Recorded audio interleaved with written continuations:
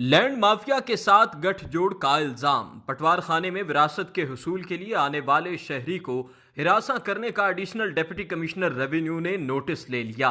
शहरी मोहम्मद आजम ने additional deputy commissioner revenue Mohammad Asghar Joya को दरखास्त देते हुए इल्जाम आयद किया कि पटवारी हल्का कोटली घासी सरकारी नौकरी की आड़ में प्रॉपर्टी डीलिंग का काम कर रहा है।